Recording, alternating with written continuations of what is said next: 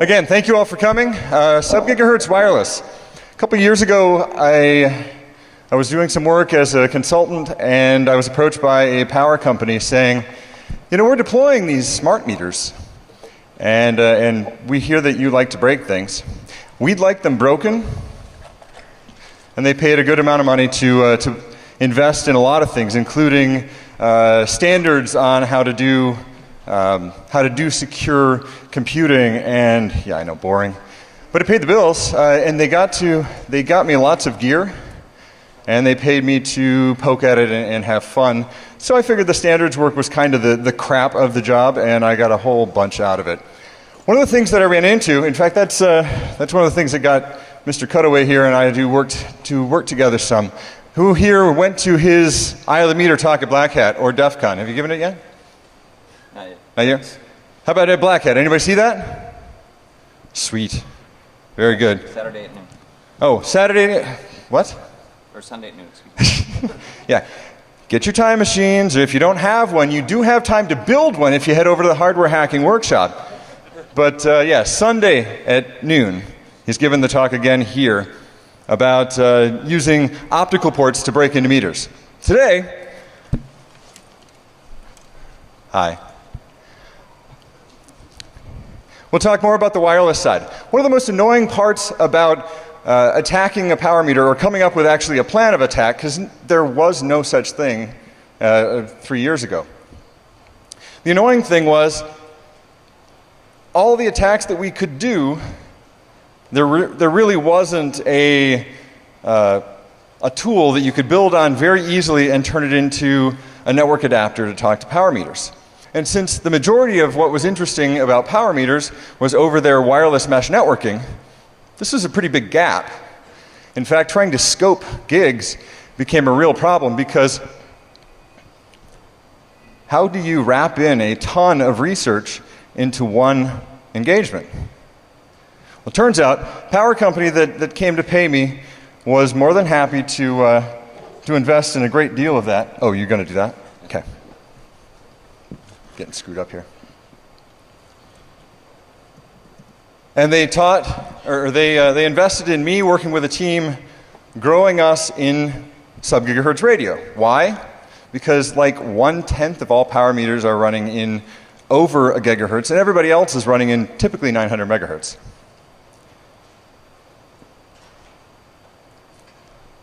So what the heck is this sub-GHz thing? Many of you know that the FCC, and actually outside of them globally, the international ITU, have put down regulations on frequency.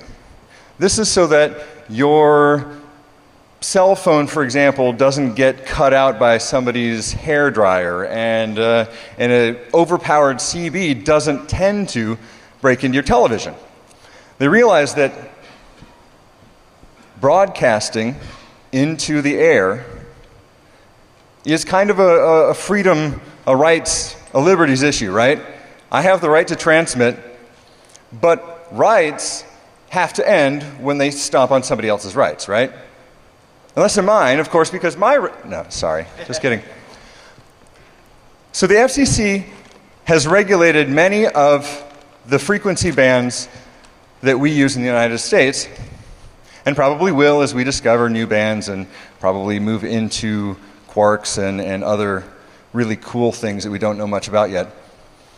And they have designated several bands ISM. Who can tell me what ISM is? Just shout it out. Industrial, scientific, medical. I love that it's like a round. Industrial, scientific, and medical. Yes. This is unregulated band that the FCC says, as long as you are within these guidelines, you don't transmit more than this amount of power, or if you're going to go over that up to this amount of power, and you hop over a spread spectrum, we don't need any licensing. Ham radio folk, what's that about licensing and the ISM bands? Well, you see, we hams, we get to, abiding by other rules, we are allowed to transmit with more power. We get to do other cool things, and we have a lot more frequency at our fingertips. But most companies don't have that. They have to pay a lot more for it. So they like to stay in the ISM bands.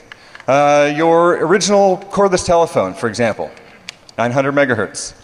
Then they bumped into one of the upper ISM bands, the 2.4 gigahertz range, and your microwave started, or your cell phone and your Wi-Fi access point and your cordless phone were all competing for band, and then the microwave took them all out. So what else is using ISM? We have insulin pumps and other medical devices, and trust me, not everybody who wears them is that good looking. We have the little CB replacements, you know, the ones that we use.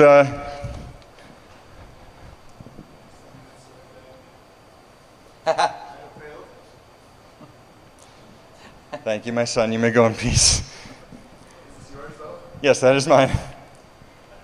Suitcase. Big freaking suitcase. Sorry. This will get more amusing, trust me. So little pink girl toys. Little instant messaging, you know, hey, not on the real internet so that stalkers can't get, oh, what the heck, stalkers can buy IMEs too. Power meters, our own devices, the things that we create, especially in this audience right here, the things that we create is a big deal. I got a buddy of mine here who likes do-it-yourself copters, and he's built a great deal of really cool things. And he just hands me something at Blackhead. He says, that's my target. Show me how to go break it. So really cool stuff. TI's making a push. Their TI Chronos watch is a evaluation kit, you know, not because everybody wants to wear around something that bulky, but it shows developers how they can implement MSP430 based radios, much like what we're going to be talking here today, and transmit or receive in sub-GHz. Now it's kind of lame. They have a bootloader that they can flash the watch wirelessly. Yay. I'm thinking wirelessly attacking power meters from my watch. Which firmware do you flash that in? What's that? Which firmware for that? Don't bother. It should be going. Is it number 2? No, I don't have any firmware on. Oh. Which one? IME Game 1. Okay, thank you. Very cool. Although we didn't push it. Don't worry. All right. So how do we play with it? I mean, it's really cool to talk about things, but unless I can twiddle with it, I don't really find it that interesting. I'm that kind of a learner. Well, in the early stages of my research into sub-GHz talking, I thought it would be really easy. And my crew and I were sitting down with the little pink toys saying, how do we make that break into a meter? And it set us down a road, which ended up with me, actually, cutaway here, showing up with this stupid little green thing instead of a really cool pink thing. And the stupid little green thing had these pins sticking out of it. It looked like something out of Frankenstein's wireless show. And turns out, it's a ChipCon 1111 microcontroller, radio, and USB controller all wrapped up into one. After about 2 months of banging our head up against pink stuff, I just started writing a library. I'm thinking, yeah, I can do that. I've written emulators, I've written disassemblers, blah, blah, blah. No big deal. Let's just follow the spec and you know, read the documentation. And it was a great learning experience. It was amazing, actually. I still have my head shaking and it's distracting. But it was not easy. The documentation covered the semantics of how the thing did its task and expected me to know everything there is to know about USB, and I knew nothing at the time. So that begat the CC1111 USB project, probably up on Google Code still, that basically allows the computer to talk to this microcontroller, and that's about it. I mean, it's just poke memory here, read or peek memory there, whatever. It was a good base. And I started adding some more functionality into it, and I came up with what I affectionately call RFCat. RFCat supports the little ugly beautiful thing up there in the corner, the green one. That is a ChipCon 1111 evaluation module. If you've bought a TI Chronos watch, you'll recognize this picture down here in the lower right corner. The watch, a CD, and 2 dongles, one to flash wired, and one that's just a really awesome hacking wireless toy that's used to flash the watch.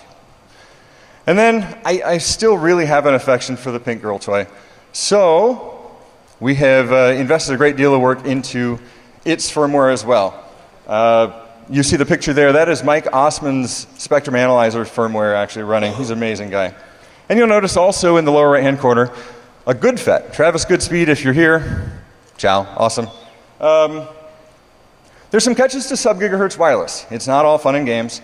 The tool that I'm putting out will allow you to go learn and attack, but it may take some tweaking, it may take some coding on your part.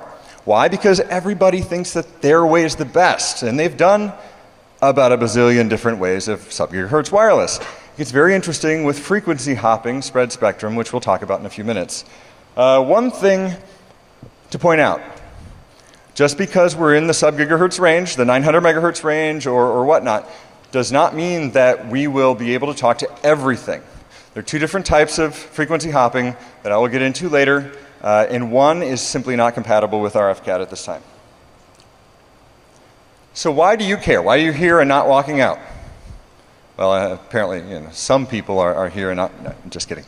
I personally think that most of us, if we have any technology bent at all, we marvel at the power of radio frequency. I do. It's distracting. If you're a security researcher, you may find that you, like I, have need to go poke at stuff. And even if you're not a security researcher, but you maybe are a security professional at a large manufacturing plant, perhaps, that runs Telzon gear, you may find that you need to prove to your bosses that the Telzon gear is running Telnet, clear text over the wire. Hello? All right. Since we are crammed in time anyway, and I didn't want to cut the value from the slide deck so that you can take this with you, I'm going to blow through slides. My email address and my... Did you see my email address on the front slide? If not, we'll go back to it later. Email me. Seriously, this is an awesome area. I want to keep working on it. Anybody who's familiar with 8051 core will know most of what that means. It is the most popular microcontroller in the world. It's been sucked into everybody. It's like the BSD license of microcontrollers. The microcontroller is the thing that you control, and you write code for it, and you control its entire execution. However, you have this peripheral that's called a radio. It's the 1101 radio core that Chipcon puts out. And it has its own state engine. It's got its own code that it follows.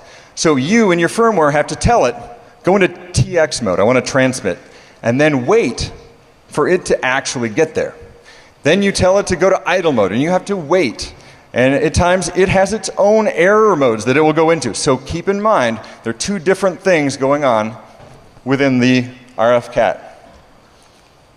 Configuring this thing is actually very interesting. I like low-level programming because I like the idea of sticking bits into a register and having them actually make real things happen. So these registers are the ones that make the radio work the way that it does. TI basically took everything that they wanted to do in a sub-GHz range in almost every kind of modulation that they wanted to use, and they wrapped it all into one radio and let you just configure the snot out of it. And then they gave you SmartRF Studio, which after many hours of banging our heads up against a wall, we realized is the answer to learning how different configuration items impact each other. If you have troubles and you're doing your own really hardcore stuff with RFCAT, like your own firmware and doing really interesting configurations, you might want to check SmartRF Studio and kind of get to know how things relate. For those of you that could be developing, I included this slide. We're not going to go over it, but it basically lays out the internal firmware API and how to use it. So what do we want to know when we're hacking wireless systems? There's a checklist. If you're going to do some research, you got to know, do I know enough to even go poke at this thing? Could I possibly hear it if I just set at a channel and listened? First of all, you need to know the frequency, or in a frequency hopping system, you need to know what frequencies are used, and if you can, how they're used. I'll talk about that in a bit. Modulation. So who here listens to AM radio? Besides the hams, who here listens to, yeah, like 90 hands go down. You remember AM radio? You remember going to a drive? No, you guys wouldn't remember a drive-in. At a drive-in, it was really cool because you used to have this thing you set out the window. I mean, I was like 5 years old. And you roll down the window, you set this thing there, and it'd speak into your left ear. It was kind of annoying. And then they got cool. They did AM radio broadcasts, and you could hear the movie in AM radio until, like, whatever distortion might happen to hit, and you hear, hello, Batman. AM radio is represented today in wireless hacking. FM radio is represented today in wireless hacking. You may not have heard of it. It's called amplitude shift key and frequency shift key. See, they threw on that SK there so that you didn't think, hey, my radio, cool, let's tune into, let's whatever, radio station. Intermediate frequency. Anybody heard of super heterodyning or heterodyning and super heterodyne radios? Yeah, hams, you can show it. All right. This is the idea of slingshotting a frequency from its original up to a target. So let's say that you have a radio that you want to deal with in your, it's a low frequency radio signal. This is very common because the components that operate at low frequencies are cheap and they're accurate. And then using heterodyning, which means mixing in a different frequency and getting the difference on both sides as transmit or actually receive works the same way, and then filtering out the signal that we don't want, we're able to actually just move the frequency to where we want. We'll talk more about that later. Intermediate frequency can impact the quality of your radio signal. Baud rate. We'll talk about baud rate in a minute. Channel width, spacing and hopping, what kind of bandwidth filter you need. These are things that are just really all about radio. And if you don't like radio, well, you might not want to be on the talk, but I think you probably do. Sync words. Typically to block out noise, radios will look for a specific byte pattern or bit pattern, and when it sees this bit pattern, it says, all right, this is the start of frame delimiter. It's right here, and then anything we receive after that is actually an RF frame. What kind of length goes into this? We'll talk about this in a minute. CRC, data whitening, other encoding mechanisms, things that allow us to reduce error and reduce the number of things that we see that we don't want. Many frequencies are interesting, but these are the most at this time. That is the right one, sir. Thank you. Everybody give Paul Melson a hand. Thank you. Or do you go by Duncan?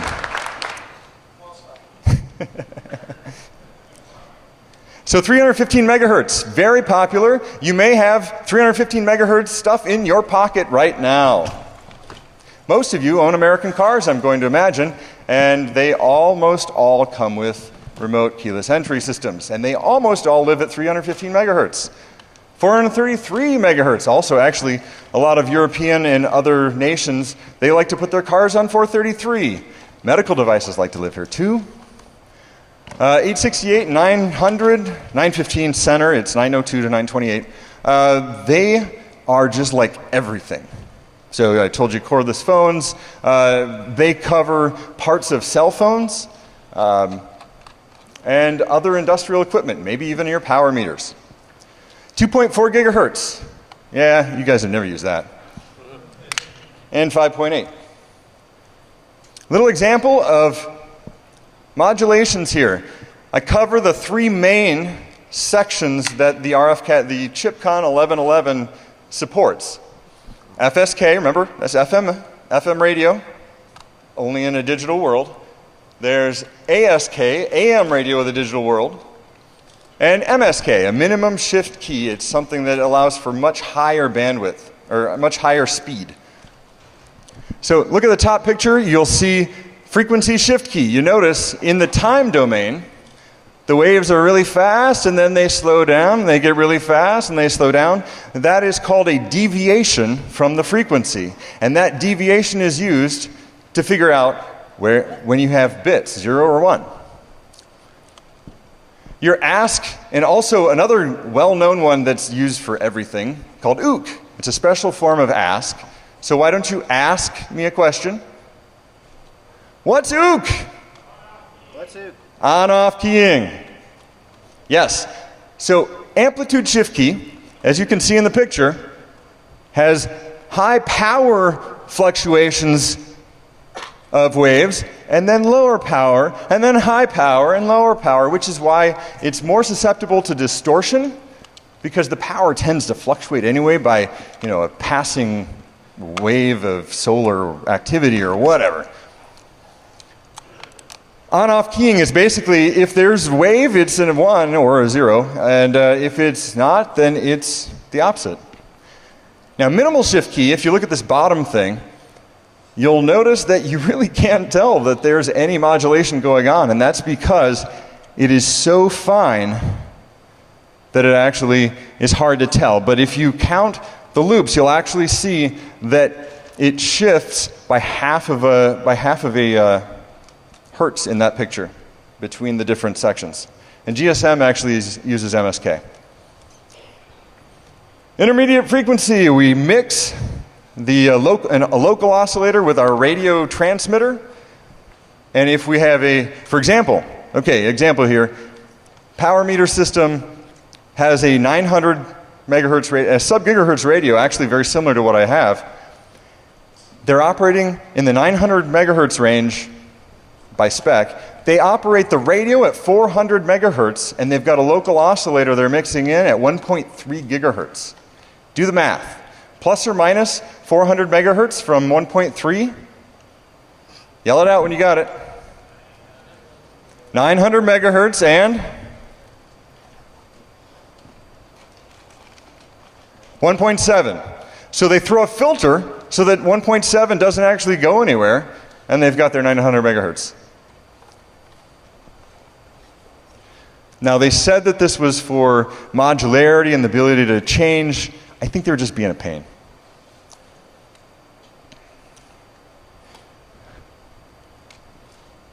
Who here had a 1200 baud modem? How about 300? No. 1200 that drops to 3 doesn't count. 150. Yeah, I see still a few hands. Yes, thank you. I'm glad other old people are here. 450. Anybody 410? Just for the sake of obscurity? 110. All right, cool. Well, the concepts behind the modem that provided you that amazing addiction of computers talking to computers remotely. The addiction has continued, I believe. The same concepts are used here in radio. If you think about it, what are we doing? We are sending analog signal, right? How do we send bits that are digital over analog signal? We modulate it. How do we get the bits off? You demodulate it. Modem. In my research, I've seen a lot of 2400, 19.2, 38.4, and 250,000 baud, among a few others. I ran into a couple that I won't mention, but there's some really weird ones out there. Make no mistake, I am working hard to make RFCAT the one tool that you need to attack things. But in reality, I use a FunCube dongle for some of the research that I use, and other software-defined radios that allow me to look at and measure the distance between things so that I can tell modulation and baud rate. Channel width.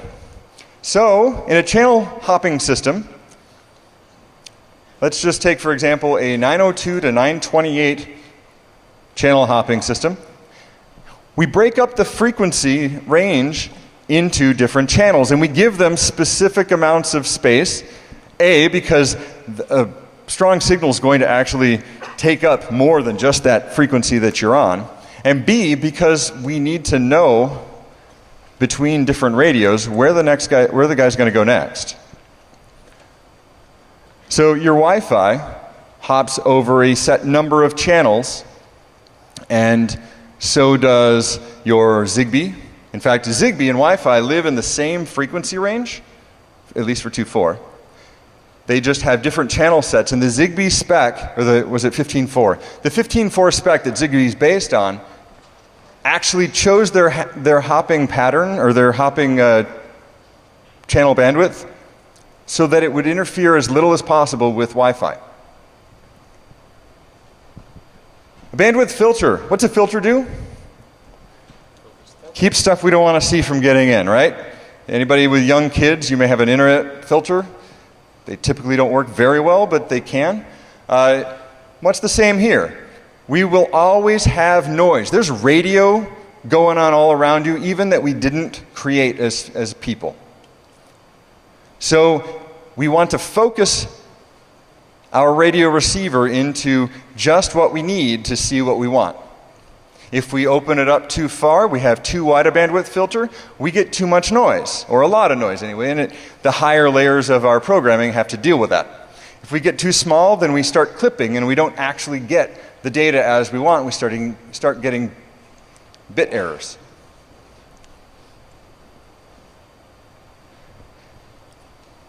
Another configurable part of the radio that helps us only get what we want to get, it's called a preamble, and I talked about sync words just a few minutes ago.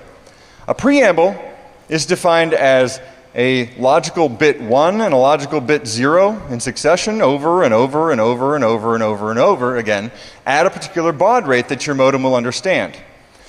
The packet subsystem of the radio will look for this preamble, and after a particular preamble quality threshold, in other words, a certain number of ones and zeros in succession, then it says, okay, I'm going to look for a sync word. Because if there's just a couple, then that doesn't necessarily mean that we've got radio. We can tune the preamble quality threshold to 0, if we want. And we can set how the sync word detector works. There are several different things about the sync word detector that need to be understood. We can configure that thing to nothing, so it just doesn't look for anything and hands any bits that the radio wants up the channel. What's this good for? Well, it's good for seeing if your pipeline of data is working, because it just floods into your client. It's also good for generating fairly random noise, right? And what does fairly random noise help us with? Crypto. There's also a carrier detect setting. This means I don't care about bits, zeros, ones, sync words, whatever. I just want to see power on the radio band. So even before it receives data, you've got a carrier wave, and as soon as it sees the carrier wave, it then starts sending data into your client. You can also set, and very commonly you'll see 15 of 16 bits of what we received in the air match the sync word. So you set the sync word, OC4E is a common sync word for TI, and let's say you get 1 C4E. In this mode, that would be enough. You've also got 16 of 16 bits, so that it's got to be perfect. And you've got 30 of 32 bits, which actually says, and this is important, every time I transmit, I'm going to send the sync word twice. And when I receive, I'm going to look for it twice.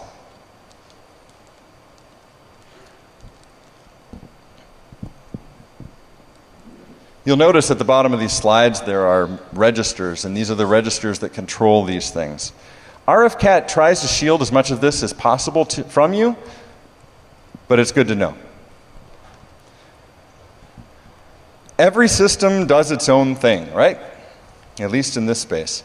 So some systems are set up using what's called variable packet length. Variable packet length indicates, according to the TI radio anyway, the first byte that's received after the sync word is a length byte. And then from thereafter, that is the length of that packet. It's very good for dynamic data and not blowing a whole bunch of bits that aren't necessary with padding. It can be kind of arbitrary and not necessarily supported by every radio, but it's a good option to have. Fixed length packets are far more common, and when you're doing attacks and finding out what a system's actually doing, you're probably going to actually just want to use fixed length packets and set it to something low but large enough that you can identify. That looks kind of consistent with the packet that I just saw before it. It's about spreading a wide net and then narrowing down as we can determine different aspects of the radio talking. So yeah, CRC, whatever. We all know CRC, right? Well, you see, the radio actually implements one type of CRC. One of the systems that I'm attacking in my spare time is actually using no CRC on the radio, even though the radio supports this kind of CRC because they've chosen their own method and they do it in software and it doesn't matter. The chip simply makes one particular type of CRC available to you. Cutaway, how many types of CRC have you been working with lately? Smart RF Studio.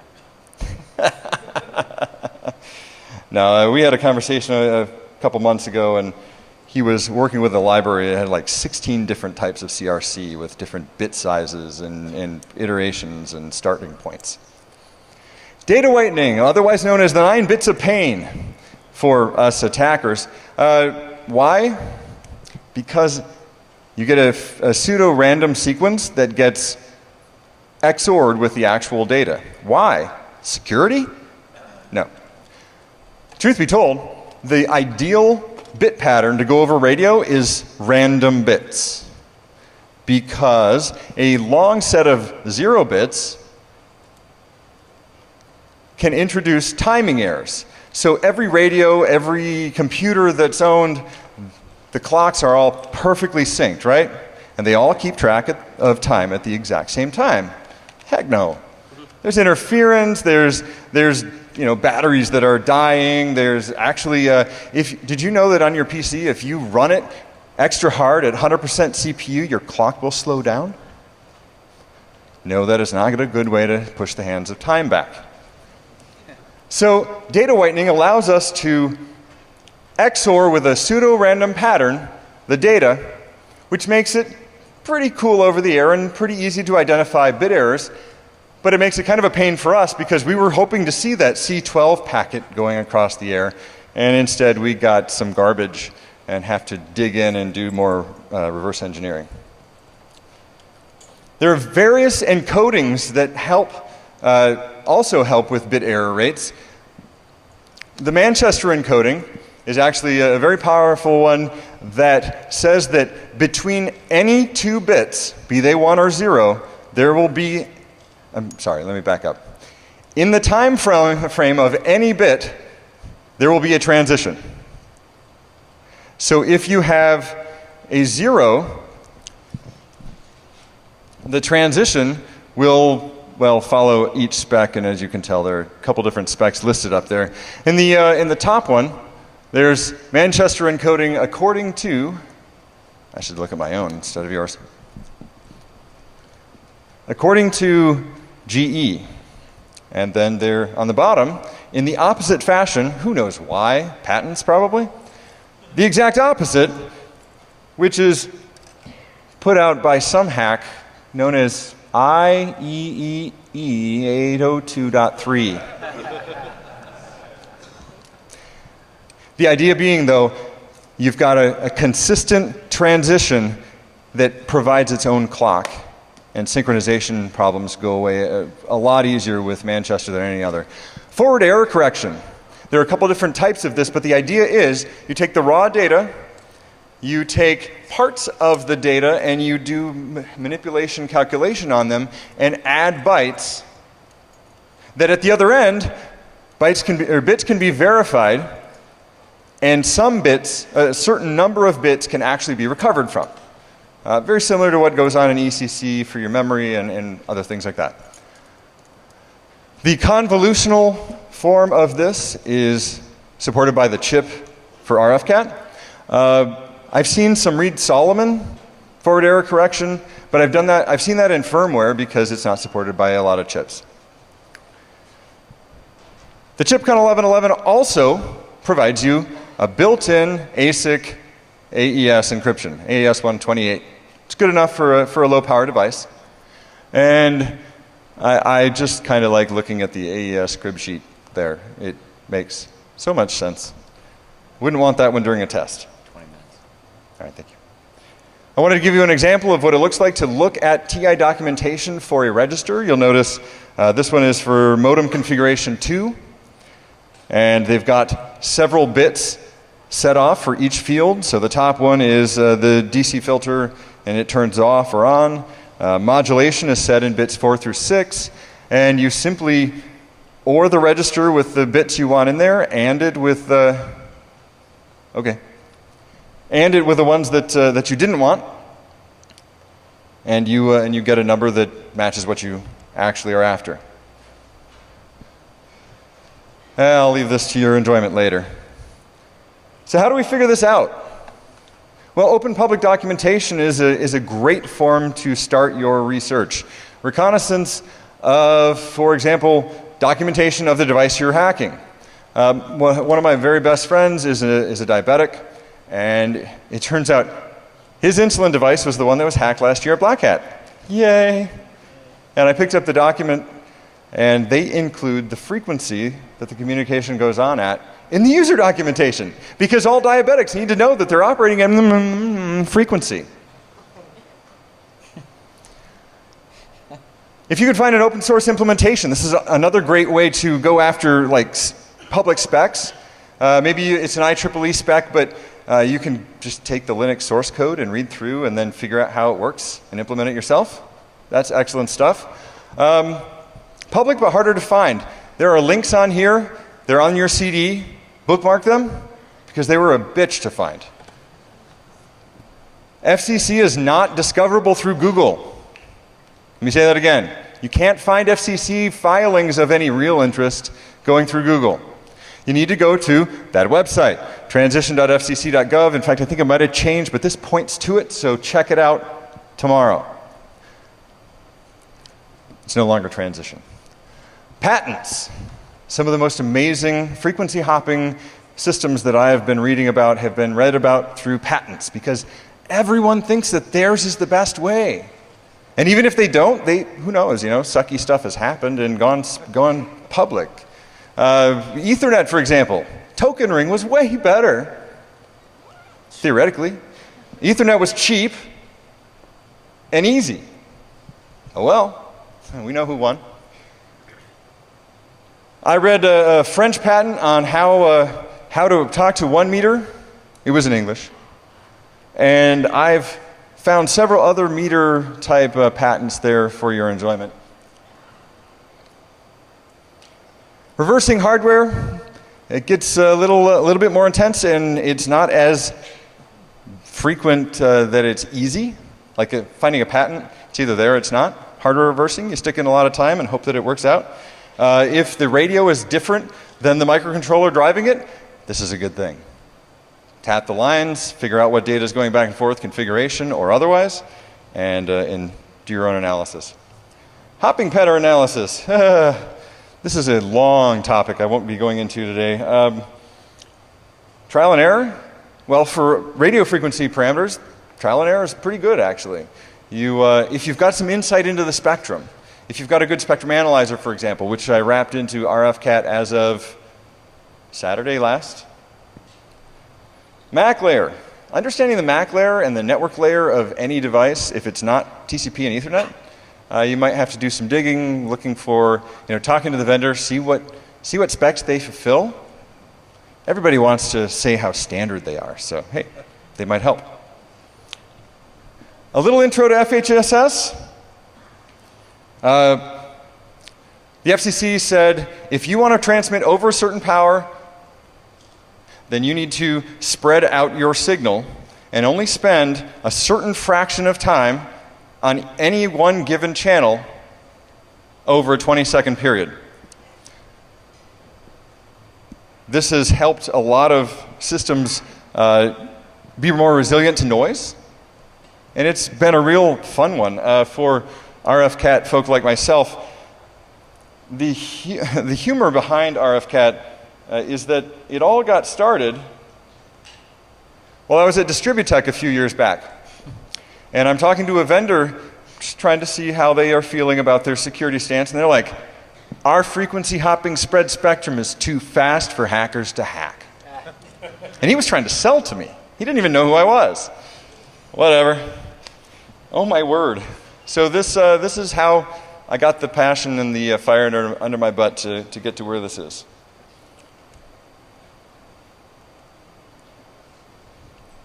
I've only got a couple more minutes here, so I'm going to leave on a little Neville Maskelyne. Back in 1903, article hit slashed out about 8 months ago. Back in 1903, Giacomo Marconi, or Marconi was Marconi, same Marconi that you buy equipment today, same company. He was about to give a demonstration on how he could transmit wireless signal from one location to another over a great distance of several miles using a channelized radio signal that was virtually private. You had to be able to tune your radio specifically just right to be able to transmit and receive this signal, making it a virtual private network. About 5 minutes before the demonstration was about to begin, I mean, people, peers all over in the industry, they were just in an audience just like this, and Marconi's assistant was sitting there getting the gear all ready, and suddenly, 5 minutes early, they start hearing Morse code tapping. Somebody in the audience who was very good at Morse code started listening and chuckling because the Morse code coming across was mocking Marconi. Because Marconi was an idiot. He made tons of money. Let that be a lesson to you. You don't have to be smart to make money. You just need to, something. So Neville Maskelyne, a couple days later, came forward and said, yeah, I did it. Now, a little bit about Neville. He was in the circus family. And in the circus, he had learned radio tricks because of their entertainment value.